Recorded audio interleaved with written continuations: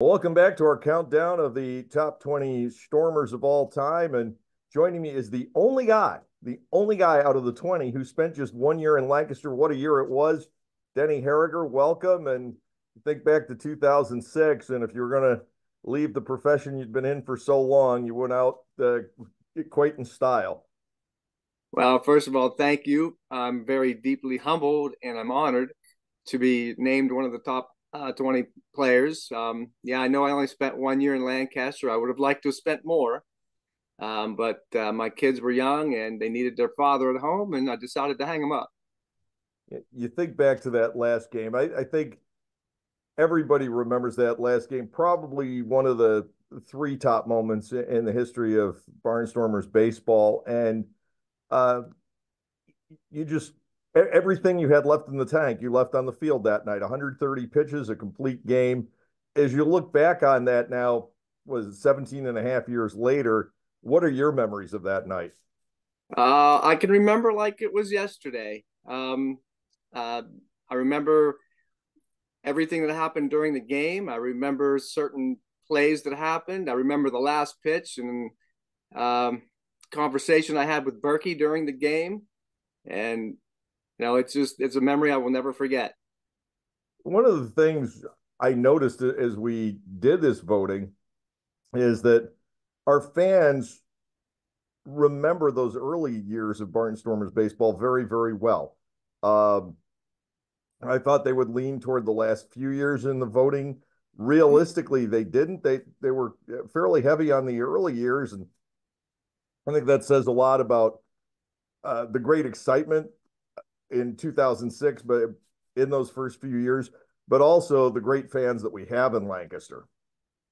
Absolutely. And remember in 2005, I spent with the Nashua Pride. And I remember being in the other dugout and looking into the stands and wishing, I wish we would get these fans, or I wish I could play here. And lo and behold, a year later, I got my wish. Well, you were the greatest steal in I guess, a dispersal draft the league has ever seen because Long Island went first, and they went with your teammate from Nashua, Brian Becker, who retired, and then Tommy Herr and Keith Lupton said, "Hey, we're going to take this Denny Harriger fella," and boy, what a season you had because we think back to that final game. But you were a 17 game winner that year. And if it weren't for Link Michelson over at Atlantic City, you would have been able to coop a lot of uh, season honors that year as well. But he just had numbers that we haven't seen in the league since. Right. And, those in season honors are great, but I'll take a championship any day.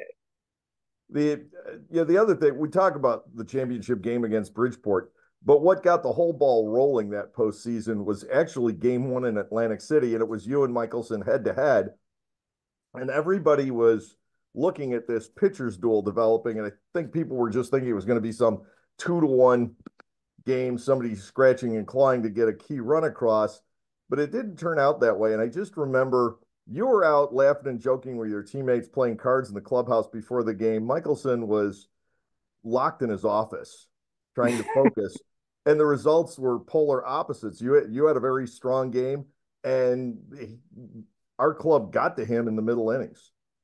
Yeah, I just tried to stay relaxed and stay calm, and I knew if I could throw my game, I knew our bats would come through. We had a very dangerous lineup, and we got the timely hits and the runs when we needed it. And thank God I was able to hold it down and keep the lead. What is life like for Denny Harriger today? What are you doing? I am the assistant high school baseball coach here in Katanning. We go by the Armstrong Riverhawks, and it's my second year doing it. We made the playoffs last year. We got booted in the first round of we're Class 5A. We just played 2 games thus far this year, but we've had 3 games already canceled with our weather. And our section games will start next Monday and Tuesday. But that's my life. My mom had battled cancer. I'm taking care of her. She's doing much better. And my mother-in-law and my aunt are elderly, and they need the Uber driver, so to speak, and that would be me. The everything's family oriented. Your kids must be grown by now. Caleb, who was not quite 5, is now 22. And my daughter, who was not quite 1, is now 18 and a senior in high school. Congratulations. You've weathered the storm of teenagers. I did. I I know did. I have as I have as well. And uh, a lot of times go by. You still look 37. Well, I'm thank you for that. I don't think I do, but I try to get to the gym 3 to 5 days a week. I work out for an hour or so every day, and then I come home, and it's like my daughter does online school. She doesn't actually attend class in person. She does online school, so she's here with me most of the day.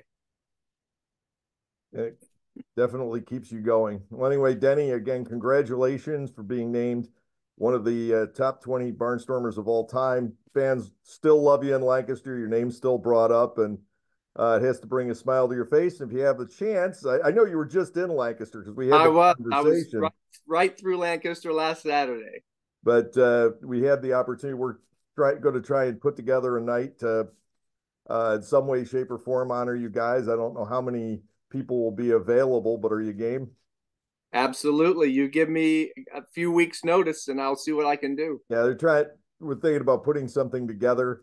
A lot of people have expressed interest in it. Anybody who's at least on this side of the Mississippi River part of the time, uh, Okay. definitely expressing some interest in that. So again, congratulations, and it's been great catching up with you. And I know the fans in Lancaster are excited. Oh, thank you. And I thank you to everyone who voted. I'm deeply humbled and I appreciate it.